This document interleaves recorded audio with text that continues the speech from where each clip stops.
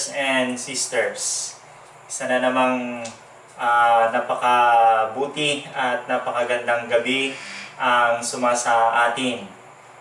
Salamat sa ating Panginoon at narating na naman natin ang araw na ito at ang gabing ito upang tayong muli ay magsama-sama sa pagsamba at pagpupuri sa ating Panginoon, lalong-lalo na ang pagpapasalamat sa Kanya sa mga biyayang ipinagkaloob niya sa atin sa mga nagdaang araw.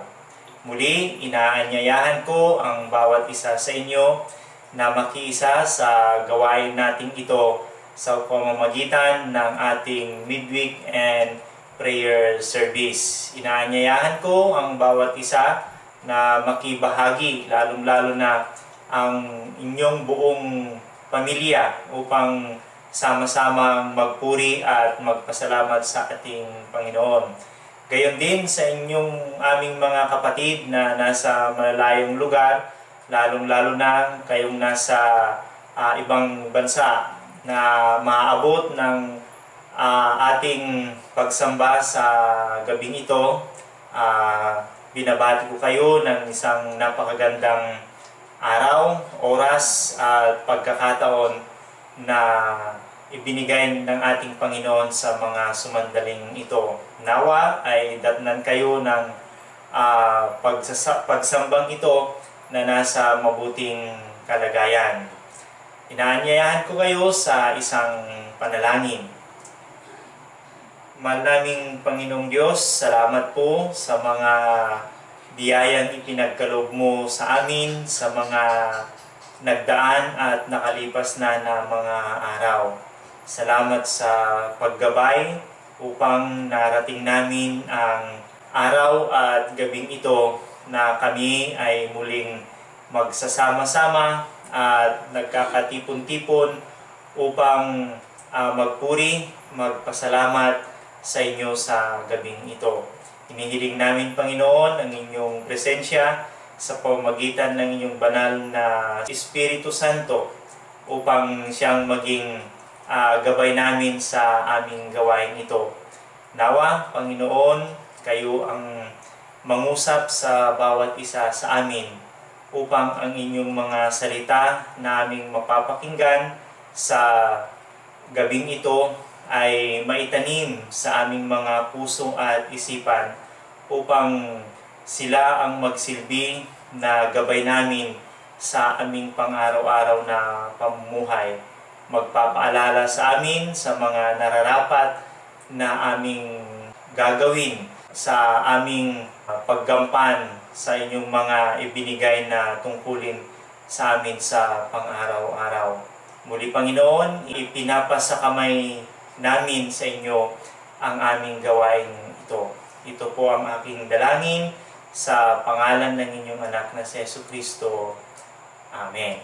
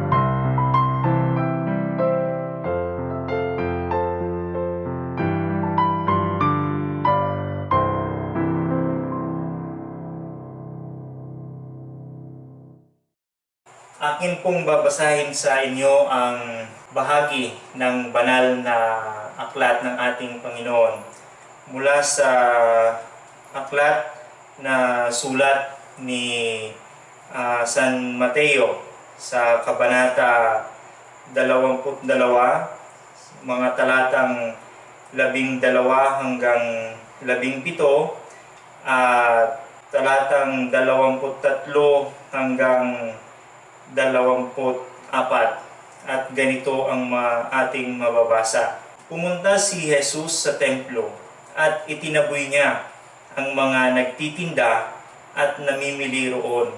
Itinaob niya ang mga mesa ng mga nagpapalit ng pera at ang mga upuan ng mga nagtitinda ng mga kalapating inihahandog sa templo.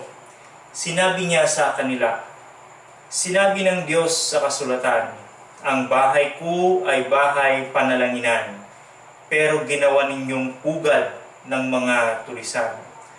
May mga bulag at pilay na lumapit kay Jesus doon sa templo at pinagaling niya silang lahat. Nagalit ang mga namamahalang pari at mga tagapagturo ng kasulatan nang makita nila ang mga himalang ginawa ni Jesus at nang marinig nila ang mga batang sumisigaw doon sa templo ng purihin ang anak ni David. Sinabi nila kay Jesus, narinig mo ba ang sinasabi nila? Sumagot si Jesus, oo. Hindi ba ninyo nabasa ang sinabi sa kasulatan na kahit ang maliliit na bata ay tinuruan ng Diyos na magpuri sa Kanya? Pagkatapos iniwan sila ni Jesus, lumabas siya ng lungsod at nagpunta sa Bitanya at doon siya nagpalipas ng gabi. Bumalik sa templo si Jesus at habang nagtuturo siya, nilapitan siya ng mga namamahalang pari at ng mga pinuno ng mga Hudyo at tinanong, ano ang otoridad mong gumawa ng mga bagay na ginawa mo? Sino ang nagbigay sa iyo ng otoridad na iyan? Mga kapatid, ito ang magandang balita ng ating Panginoon.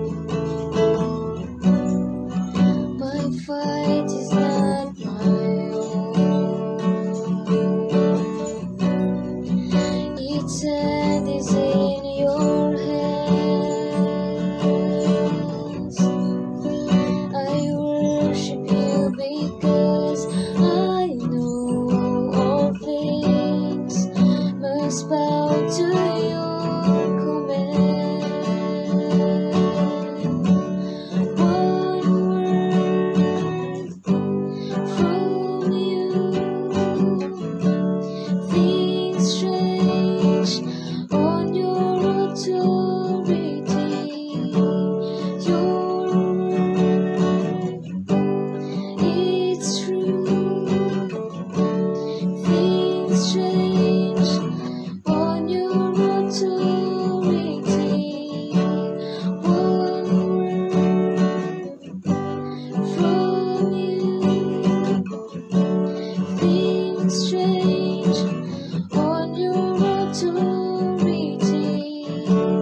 Your word is true. Feels strange on your authority. Feels strange on your authority.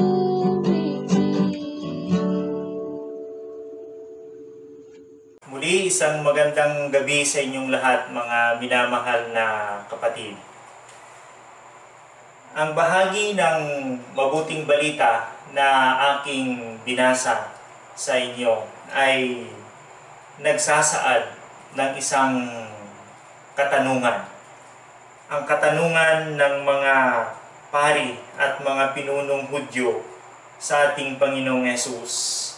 Ano ang otoridad mong gumawa ng mga bagay na ginawa mo? Sino ang nagbigay sa iyo ng otoridad na iyan?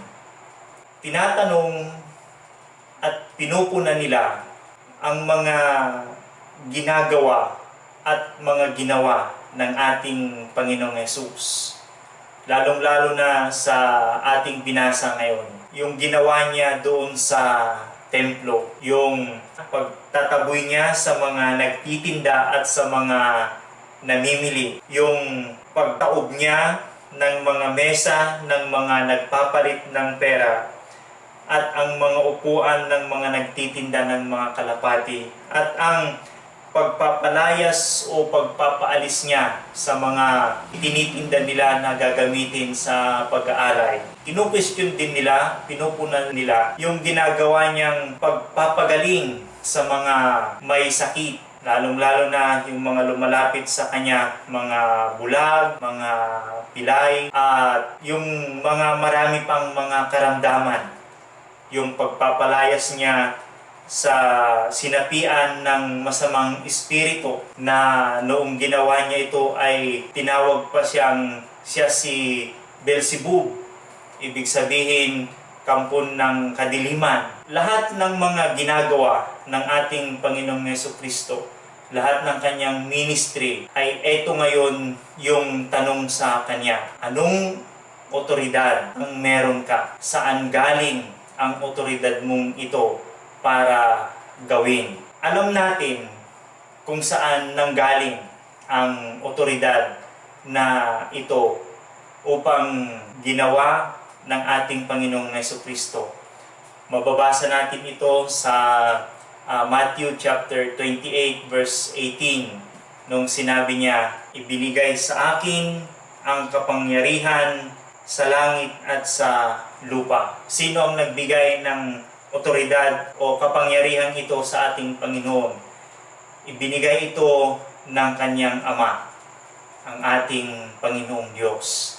Siya ang nagbigay nito sa ating Panginoong Hesus. Ngunit, hindi ito tinatanggap ng mga pari at mga guro noong panahon ng ating Panginoong Hesus. Yung mga pari at mga pinunong Hudyo, yung mga elders nila, hindi nila tinatanggap ang kapangyarihan ito ng ating Panginoon. Lalong-lalo na, hindi nila tinatanggap ang ating Panginoong Jesucristo sa yung kung sino siya, yung kanyang identity na sinasabi niyang siya ang sugo at siya yung anak ng Diyos. Hindi nila ito tinatanggap. Kaya kinukontra nila at pinagpaplanuhan siya upang siya ay patayin. Ganun nila tinatanggap at tinatrato ang ating Panginoong Hesus. Ngayon, yung tanong sa kanya, yung question sa kanya, anong otoridad meron ka at saan galing ito? Ganon yung tanong nila sa kanya. Bakit ito ang tanong ng mga pari at mga pinunong Hudyo ng mga panahon yun? Dahil merong ginagawa ang ating Panginoong Hesus. Meron siyang ministry na ginagampanan. Marami yung kanyang mga ginagawa. Kaya pinupuna siya at kinu-question siya dahil sa kanyang ginagawa. Meron siyang kapangyarihan para gawin ito. Kung titignan naman natin ito sa ating mga sarili, meron bang kumu-question sa atin? Meron din bang pumupuna sa atin? Isipin nga ninyo sa iyong mga sarili. Meron din bang pumupuna sa inyo? Meron din bang kumu-question sa inyo sa inyong mga ginagawa? Meron o wala? Wala. Walang pumupuna sa atin, walang pumupuna sa inyo. Bakit kaya? Walang pumupuna dahil walang napupuna o walang pinupuna. Ibig sabihin, wala silang nakikita para punahin. Wala silang nakikita para pansinin. Wala silang nakikita para questionin. Ibig sabihin, wala tayong ginagawa upang punahin o kaya questionin nila ang ating mga ginagawa. Tama ba iyon sa buhay ng isang mananampalataya? Lalong-lalo na sa atin na tinatawag natin yung ating mga sarili na mga Kristiyano o tagasunod ng ating Panginoong Hesukristo. Tama ba yun na wala tayong ginagawa kaya wala silang napupuna? Kung yun yung dahilan natin, yun yung kapuna-puna at ka-question-question sa atin, bakit wala tayong ginagawa? Gayong meron at napakalaki naman ng kapangyarihan o otoridad na ibinigay sa atin ng ating Panginoon. Kung ang ating Panginoong Hesukristo ay binigyan ng Diyos ng otoridad na gumawa ng lahat ng mga bagay na kanyang ginawa bilang kanyang misyon at ministeryo noong siya ay nandito sa ibabaw ng lupa, tayo rin ay may ganoon ding otoridad at kapangyarihan magministeryo na ibinigay sa atin ng Panginoon. Marahil tatanungin natin sa ating mga sarili, kailan? Kailan ibinigay ito ng ating Panginoong Diyos? Mga kapatid, ang otoridad, ang kapangyarihan ay ibinigay sa atin ng ating Panginoong Diyos at tinanggap natin ito noong tayo ay manampalataya, tanggapin ang ating Panginoong Hesukristo at tayo ay sumailalim sa ating pagkabinyag. Yung ating pagkabinyag ay nandoon lahat na napasailalim lahat ng kapangyarihan na gumawa, magministeryo, kagaya ng ginawa ng ating Panginoong Hesukristo nung siya ay nabubuhay. Pagkatapos ng kanyang pagkabinyag, dito nagsimula ang paggampan ng ating Panginoong Hesukristo sa kanyang misyon at ministeryo dito sa ibabaw ng lupa. At ganun din napapaloob ang ating pagkabautismo. Mayroon siyang kalakip na kapangyarihan, otoridad na gumawa at magministeryo gaya ng ginawa ng ating Panginoong Hesukristo. Ngayon, tatanungin ko ulit kayo mga kapatid, anong kapangyarihan, anong otoridad, anong ministry ang meron kayo ngayon bilang isang mananampalataya at bilang isang tagasunod ng ating Panginoong Hesukristo? Meron ba? Meron ba kayong ginagampanan sa loob ng simbahan? Meron ba kayong ministry doon? Meron ba kayong ginagawa para sa ating Panginoong Hesukristo? Nakalakip ng inyong pagkabinyag. Mga kapatid, napakalaki ng responsibilidad at otoridad, kapangyarihan, meron ang ating binyag.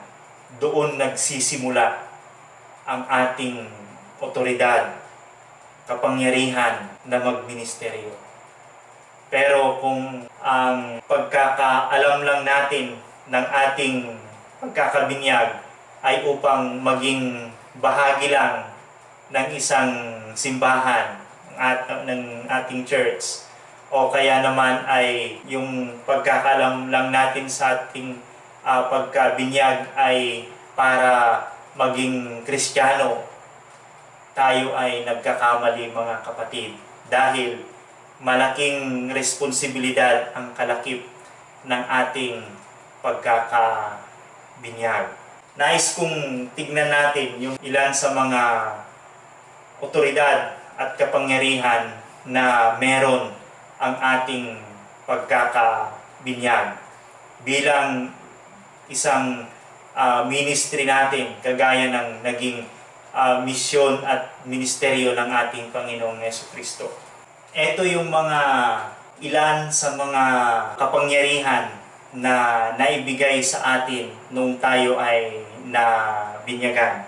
Ito yung katanungan sa atin noon, na noong tumugon tayo, nagkaroon tayo ng kapangyarihan para gampanan at gawin ito, kalakip ng ating pagkakabinyag. Una, do you renounce the spiritual forces of wickedness, reject the evil powers of this world, and repent of your sin? Noong tumugon tayo ng I do o kaya opo, nangangahulugan noon na tinanggap natin yung kapangyarihan na yon upang i-renounce natin yung kapangyarihan ng puwersa ng wickedness, i-reject natin yung kapangyarihan ng evil, at tayo ay magsisi sa ating mga kasalanan. Kapangyarihan yun na naibigay sa atin. Noon, pwede nating sabihin na nung hindi pa natin tinatanggap ito, wala tayong kapangyarihan para gawin ito. Pero nung tumugon tayo, nagkaroon tayo ng kapangyarihan para gawin ito. Nagkaroon tayo ng otoridad. Pangalawa, do you accept the freedom and power God gives you to resist evil, injustice, and oppression in whatever forms they present themselves? Kapangyarihan na i-resist yung evil, tanggihan, i-resist ang gawaing masasama. Nagkaroon tayo ng kapangyarihan na gawin iyon. Injustice, yung hindi makatarungan at makatwiran na gawain, nagkaroon tayo ng kapangyarihan upang labanan ang injustice. Ang oppression o pagsikil sa ating mga karapatan, nagkaroon tayo ng kapangyarihan para gawin ito. Sa palagay ninyo ba, nagagawa ninyo ito? Ginagawa ninyo ito? Sinisikil ninyo? Nire-resist ninyo yung evil? Yung evil, sabi niya dito, in whatever form they present themselves. Sa anumang pamamaraan ng evil ay nire-resist ninyo.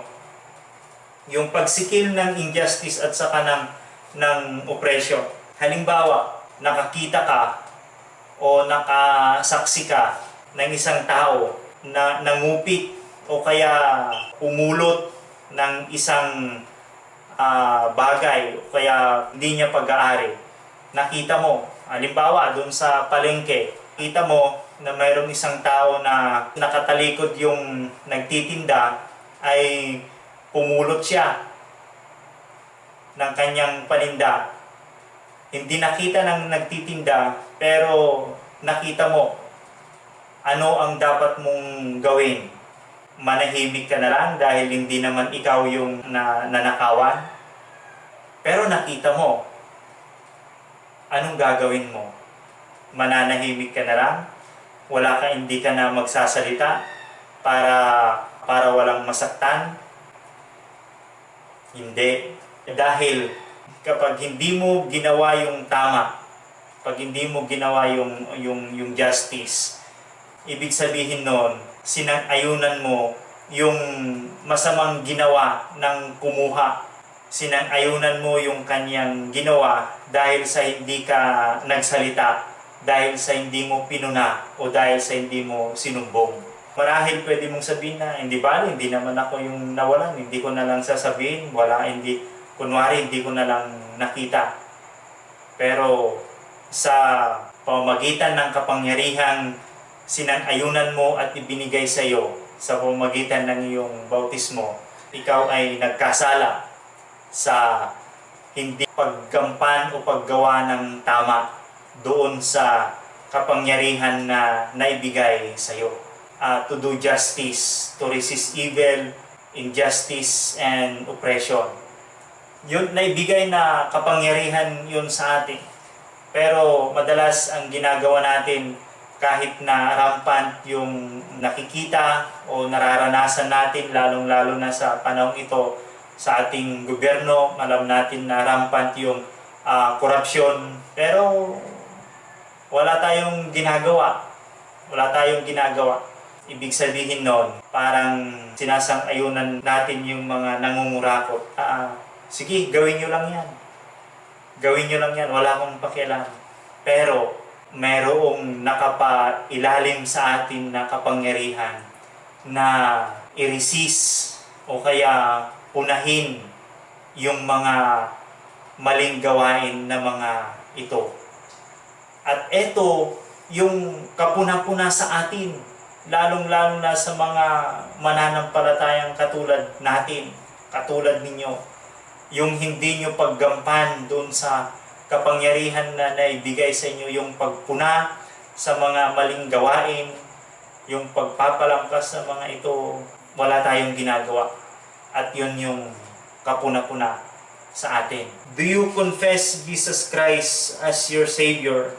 Put your whole trust in His grace and promise to serve Him as your Lord in union with the church which Christ has opened to people of all ages, nations, and races? Do you confess Jesus Christ as your Lord and Savior? Paano ba yung pag-confess? Ito ay sa pamamagitan ng pagpapahayag. Sa pamamagitan ng pagpapahayag na ang ating Panginoon ang ating tagapagligtas. Romans chapter 10 verse 9. Ang sabi doon, Romans chapter 10 verse 9, ang sabi, kung ipapahayag mo na si Jesus ay Panginoon at sasampalataya ka ng buong puso na muli siyang binuhay ng Diyos, maliligtas ka. Sabi niya, kung iyong ipapahayag, yun yung ibig sabihin ng confess. Kapag sinabi nating ipapahayag, mayroong tayong ginagawang proclamation. Yan. Marahil yung proclamation natin ay ito yung pagbabahagi natin sa iba, yung ating karanasan sa ating Panginoong Jesucristo na siya yung nagligtas sa atin. At ito yung ating nararanasan ngayon. Kung titignan natin yung tinatawag natin na yung faith journey natin, kailangang maibahagi rin natin ito, yung pagliligtas sa atin ng ating Panginoong Jesucristo. Pero nagagawa ba natin ito, yung pagbabahagi ng ating karanasan sa ibang tao, sa pamamagitan ng karanasan natin sa ating pananampalataya? Parang kapag pinag-uusapan ito, parang nahihiya tayo na malaman nila na Kristiyano tayo o kaya mananampalataya tayo. Lalong-lalo na kung hindi naman nila nakikita ito sa atin o kaya yung alam nila na mananampalataya tayo pero taliwas naman yung nakikita nila sa atin bilang isang mananampalataya. Taliwas ito sa ginagawa o kaya mga gawain natin. Kaya minsan nakakahiya na pag-usapan yung sinasabi natin na pagbabahagi ng ating mga karanasan sa ating Panginoon. Dahil baka wala pa naman talaga tayong karanasan, totoong karanasan sa kaligtasan. Dahil hindi pa naman tayo talaga iba sa kung ano man ang nararapat na maging buhay natin bilang mananampalataya. According to the grace given to you, will you remain faithful as member of Christ's Holy Church through the United Methodist Church as Christ's representative in the world? Yung tanong ko noong Sunday na will you remain o kaya will you be loyal to the United Methodist Church as Christ's Holy Church? Will you remain faithful? Will you remain loyal to the United Methodist Church as Christ's representative in the world? Ito yung kapangyarihan, otoridad na napasa atin upang doon sa church na kinabilangan natin, tayo ay manatili dahil yun yung tinanggap natin. Tinanggap natin, doon tayo napasailalim, doon tayo na nag-aaral, doon tayo natututo. Anong gagawin natin? Isa lang naman yung hinihiling niya. Let us remain faithful and loyal. Kapag sinabing loyal, kapag sinabing faithful, ano man yung makita mong, ano man yung maranasan mo doon, ano man yung makita, mapupunan mo doon, hindi ito yung magpapahina sa iyo. Bagkus dahil bahagi ka ng simbahan na yan, pwede mo siyang hilingin na pag-usapan para maayos o kaya mapabuti pa ang simbahan na yung kinabibilangan. Hindi ito nilalayasan. Susunod na katanungan, will you be faithfully participated in the ministries of the church by your prayers, presence, gifts, service, and witness, that in everything God may be glorified through Jesus Christ? Ikaw ba'y faithful sa pakikibahagi sa mga ministry ng simbahan na iyong kinabibilangan sa pamamagitan ng iyong panalangin? Ipinapanalangin mo ba ang simbahan na iyong kinabibilangan, kung saan doon mo tinanggap ang iyong bautismo at doon ka nag-commit, doon mo kinumit ang iyong sarili? Pinapanalangin mo ba ito? Pinapanalangin mo ba ang paglago ng inyong simbahan? Ipinapanalangin mo ba ang pagkaka-provide ng lahat ng pangangailangan ng kanyang mga ministries, yung mga workers ng iyong simbahan? Ipinapanalangin mo ba sila? By your presence, nararamdaman ka ba ng church na yung kinabibilangan? Nararamdaman ba nila ang iyong presensya sa lahat ng panahon, hindi lang sa tuwing may pangangailangan? Nararanasan ba nila yung iyong presensya? Ibig sabihin, kapag sa upuan, yung upuan mo ba, lagi mo itong napupunan? Hindi kapag wala ka ay one seat apart na yung upuan. Ibig sabihin, kapansin-pansin na wala ka kapag wala yung presence mo. By your gifts, sa pamamagitan ng mga bagay na nasa iyo. Yung sinasabi ko nga, kapag sinabing gifts, ito yung mga material na bagay na pwede mong isuporta doon sa church na yung kinabibilangan.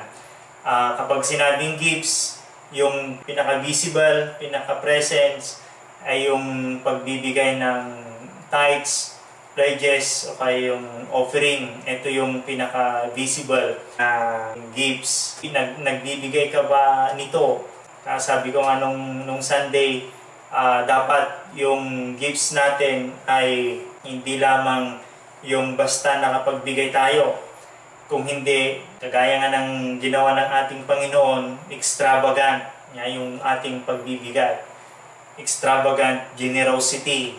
Minsan, nagiging hindi natin na ibibigay yung tama, nagiging limitado dahil tinitignan natin yung pagbibigyan natin. Isip natin na yung binibigyan natin ay para lamang naman sa ganito, gagamitin lang naman sa ganito. Dapat hindi ganon. Minsan, yung pagbibigay natin napupuna dahil minsan yung way ng pagbibigay natin ay kung ano lamang yung natitira sa atin. Halimbawa, kapag regular employee ka, yung pagbibigay natin ay kung ano na lang yung natira sa sahod natin, sa sweldo natin, yun na lamang yung pwede nating maibigay. Dahil sinasabi natin, di ba, naiintindihan naman ako ng Panginoon, ito na lamang yung natira, kaya ito na lamang yung ibibigay ko. Nakakalimutan na natin yung principle ng giving natin. Ano ba yung principle ng giving na sinasabi ng ating Panginoon? Una, dapat siya yung inuuna mo sa lahat ng bagay, siya yung inuuna mo. Sa Old Testament na pagbibigay, yung first fruit, yun yung binibigay. Yung standard naman, yung pagbibigay ng ikapo. Doon naman sa Corinthians, yung pagbibigay naman ay yung nararapat pero sinusobrahan pa. Yung pagbibigay nila ay dapat na nauuna, itinatabi na nila. Ibig sabihin, kapag meron na sila, nagtatabi na talaga sila ng para sa kanilang ibibigay sa Panginoon. Hindi yung kung ano yung matitira, yun lamang yung ibibigay. Hindi. Una pa lang, sineset aside na nila na ito yung para sa Panginoon, nakahanda na yan. Hindi yung, sige, gumasto ka muna, titignan mo muna kung saan mapupunta, at kung ano yung matitira, doon kukunin yung ibibigay. Hindi ganon yung principle ng pagbibigay na sinasabi ng banal na kasulatan. By your gifts. Next is by our service, by your service. Yung kapangyarihan na naibigay sa iyo sa pamamagitan ng yung pagsisilbi sa ating Panginoon. Maraming binigay ang ating Panginoon na kaalaman sa atin. Ito yung tinatawag natin minsan na mga talento, mga katalinuhang ibinigay sa atin ng Panginoon, na siya namang dapat na ipagsilbi natin sa Kanya. Sabi nga niya, kung ikaw ay may kaalaman sa pagtuturo, magturo ka. Kung ikaw ay may kaalaman doon sa pagbibigay ng propesya, magbigay ka ng propesya. Kung ikaw ay may kaalaman sa pag-interpret ng mga bagay-bagay, ito yung gawin mo. Ito yung mga binigay sa atin ng Panginoon na kaalaman na dapat nating na ipagsilbi din ito sa Kanya. Pero karamihan, kadalasan, hindi natin ito ginagawa. Minsan pa nga sa ating mga simbahan, pinapanawagan pa yung pangangailangan ng ating simbahan, kung saan meron naman doon pero walang nagbo-volunteer, walang nagkukusa na dapat naman sana ito ay talagang pagkukusa naman na ibinibigay natin. Dahil ito yung naibigay na sa atin, ibabahagi na lamang natin. Next is by our witness, pagpapatotoo, pagpapatotoo sa kabutihan ng ating Panginoong Diyos na naranasan natin. Pagpapatotoo na talagang merong Diyos dahil naranasan natin. Totoo siya sa atin, kaya kung ano man yung naranasan natin sa ating sarili, ito naman yung ibabahagi natin sa iba. Hindi ka naman maaring makapag-witness nang hindi mo nakita. Ibig sabihin kasi ng witness, maaring ito ay nakita mo o ito ay naranasan mo. Ibig sabihin, first hand mo itong nagawa o kaya nakita. Kaya kung ano man yung nakita mo, ito yung ibabahagi mo, ibibigay mo, ipapamalita mo, papatunayan mo, i-witness mo, papatunayan mo na ito yung nakita mo, ito yung totoo. Ito yung naranasan mo, ito yung ipapatotoo mo. Ganon. At ang kapangyarihan na yon ay naibigay sa atin. Ito yung kapangyarihan na naibigay sa atin, kagaya ng kapangyarihan na naibigay sa ating Panginoong Jesucristo na kanyang ginawa. Ganon din yung kapangyarihan na naibigay sa atin. At lahat ng yon ay nakapaloob sa ating bautismo. Nakapaloob ito sa ating bautismo. Kaya, ang katanungan sa atin ngayon ay bakit hindi natin ito naisasagawa? Gayong meron naman tayong kapangyarihan para gawin ito. Anong nangyari? Anong nangyari?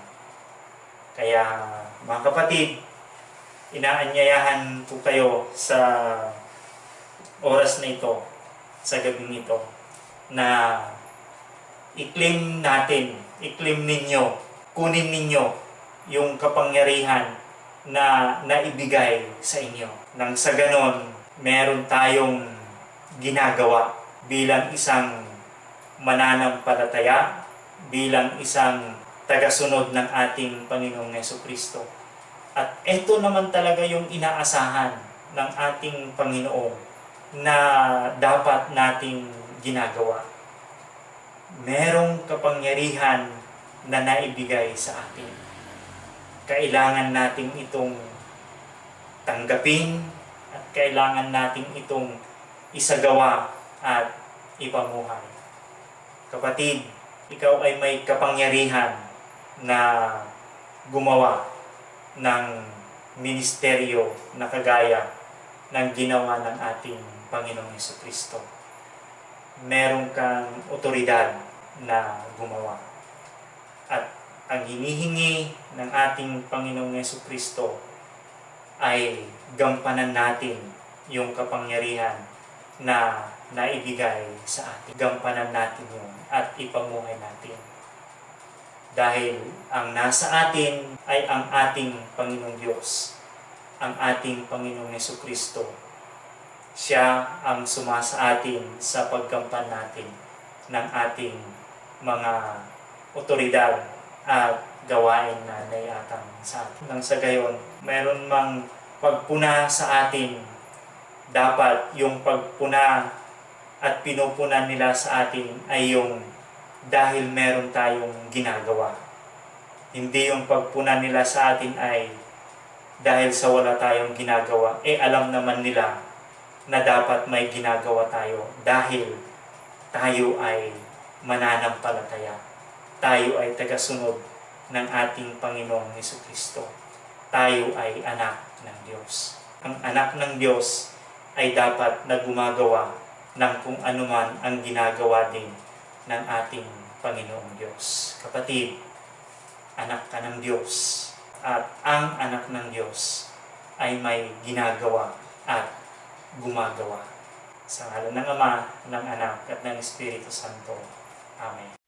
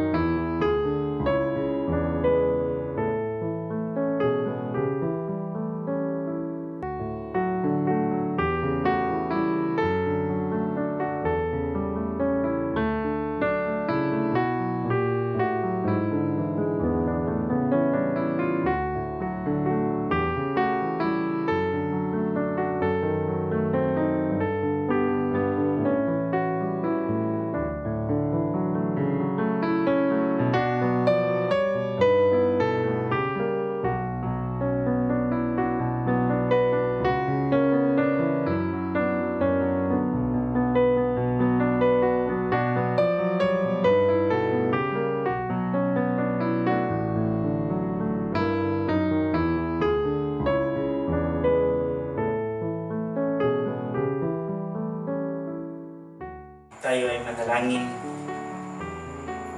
Ama naming makapangyarihan sa lahat, salamat po Panginoon sa gabing ito, sa inyong pagpapaalala sa amin na kami ay inyong mga anak at hindi basta-basta mga anak.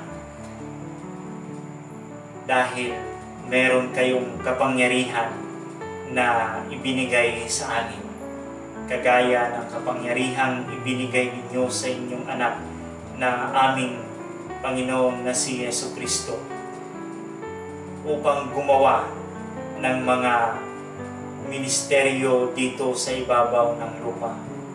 Siya ay nangaral, nagpakalat ng mga mabubuting balita. Siya ay nagpagaling sa mga may mga sakit at sa anumang uri ng mga sakit. Siya ay nagpalayas ng mga sinapian ng masasamang espiritu at ipinamalas niya ang kapangyarihan na nagmumula sa inyo. At ginawa niya ang lahat ng ito dahil sa inyong kapangyarihan na ibinigay sa Kanya. Salamat Panginoon, at ipinaalala mo sa amin na kagaya ng kapangyarihan ibinigay mo sa aming Panginoong Jesucristo, ay ganun din ang inyong ibinigay sa amin, kalakip ng aming bautismo, ang aming pagkakabinyag. Na kadalasan Panginoon ay hindi namin ito nakikita. Kadalasan hindi namin ito ginagampanan. Ang alam lang namin ay basta nabinyagan na lang kami, naging bahagi na lang kami ng simbahan ito. Sapat na sa amin yung kami ay nagpupunta, nagsisimba sa araw ng linggo kung merong pagkakataon, kung meron kaming time. Para sa amin, sapat na iyon. Pero Panginoon, sa gabing ito, ipinaalala mo sa amin ang mga responsibilidad at kapangyarihan, otoridad na meron kami nakalakip ng aming bautismo. Meron kaming kapangyarihan na magbahagi ng inyong mga salita na amin nang pag-alaman at natutunan dito sa simbahan na iyong ipinagkaloob sa amin. Binigyan mo kami ng kapangyarihan upang supilin at labanan ang injustice, ang oppression, ang kapangyarihan ng masasama, ang mga masasamang gawain na naglipana sa mundong ito. Binigyan mo kami ng kapangyarihan na i-resist at supilin, labanan ang mga ito. Pero kadalasan kami ay nananahimik. Hinahayaan lamang namin na mangyari ang mga ito sa aming paligid, sa aming gobyerno. Hinahayaan lang namin na mangyari ang mga ito. Wala kaming ginagawa. Pero sa pamagitan pala ng aming binyag, meron kaming kapangyarihan na magsalita, pumuna at sumupil sa mga maling gawain na ito. Pinaalala mo Panginoon ang mga bagay-bagay na dapat naming ginagampanan, dapat naming ginagawa bilang bahagi ng isang simbahan, kagaya ng sa amin ang United Methodist Church na iyong pinagbilangan sa amin. Nawa Panginoon, na sa mensaheng ito sa iyong pagpapaalala sa amin ay mamulat ang aming mga kaisipan, aming puso, upang kahit sa mga maliliit na bagay ay meron kaming magawa. Dahil ito ay inyong ibinigay sa amin, meron kaming kapangyarihan na pumuna at gampanan ang mga ito. Nawa Panginoon, bigyan mo kami ng lakas ng loob para gawin ang mga bagay na ito. Salamat po, Panginoon, sa mensahe na nagbigay na naman sa amin ng paalala at ng challenge upang gawin ang mga ito. Dinadalangin ko, Panginoon, ang bawat isa na inyong mga anak na nakikinig sa mga sumandaling ito. Nawa, Panginoon, kayo ang patuloy na mag-guide sa kanila, patuloy na magbigay ng pagpapala, patuloy na magbigay ng kanilang mga pangangailangan, lalong-lalo na, Panginoon, yung kanilang mga kalakasan, kalusugan na kanilang higit na kinakailangan sa paggampan nila sa mga tungkulin na inyong iniatang sa kanila. Lalong-lalo na po, Panginoon, sa aming mga kapatid at ng iyong mga anak na nasa ibayong dagat. Yung mga kapatid namin na iniwan yung kanilang mga pamilya dito sa Pilipinas upang sa ibang bansa makipagsapalaran, magsakripisyo upang doon humanap ng hanap buhay. Panginoon, kayo po ang manguna sa kanila. Kayo po ang tumulong sa kanila. Lalong-lalo na, Panginoon, sa kanilang paggampan sa mga gawain na naiatang sa kanila, Panginoon.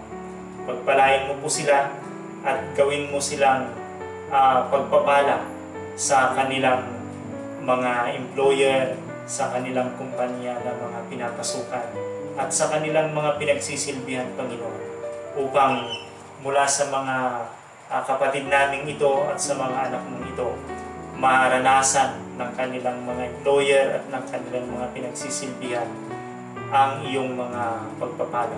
Ganon din naman, Panginoon, ang kanilang mga employer at ang kanilang kumpanya, pagpalain mo din upang ang iyong mga anak naming mga kapatid ay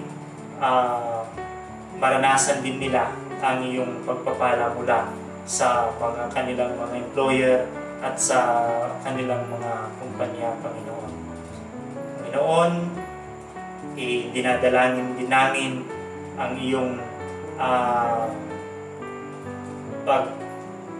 pagliligtas sa mga anak ninyo at mga kapatid namin, lalong-lalo na sa dinapuan ng sakit na COVID-19, Panginoon, na sila ngayon ay nakaratay sa bahay pagamutan, Panginoon.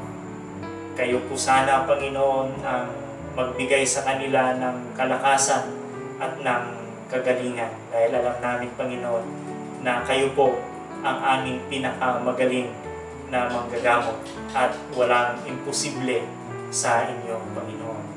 I-guide din po ninyo, Panginoon, ang mga tumutuklas ng mga gamot upang masupil ang virus na ito. Kayo po sana ang magbigay ng talento sa mga anak ninyong patuloy na tumutuklas ng gamot para masupil ang COVID-19 na ito. Panginoon, inihiling namin na kayo po sana ang laging manguna sa bawat isa sa amin. Nang sa gayon, Panginoon, ay maituwid mo at ma-guide mo ang bawat isa sa amin sa mga nararapat namin na pagdaanan, Panginoon. Ilayo mo po ang bawat isa sa amin sa kapahamakan. Niling din namin, Panginoon, yung pagpapatawad sa aming mga kasalanan. Alam namin, Panginoon, na marami ito. Marami ito. Ito ang aking hinihiling sa inyo, Panginoon, sa pamamagitan ng inyong anak na si Jesucristo, naming tagapagligtas. Amen.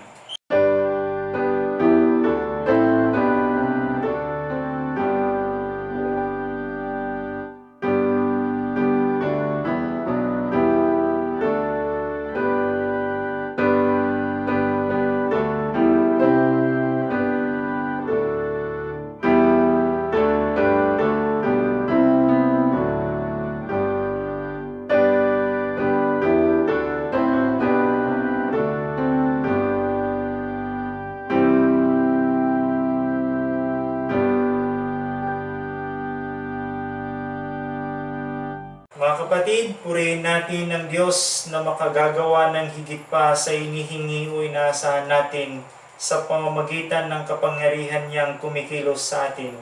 Purihin natin siya magpakailanman dahil sa mga ginawa niya para sa atin sa Iglesia na nakay Kristo Jesus. Amen.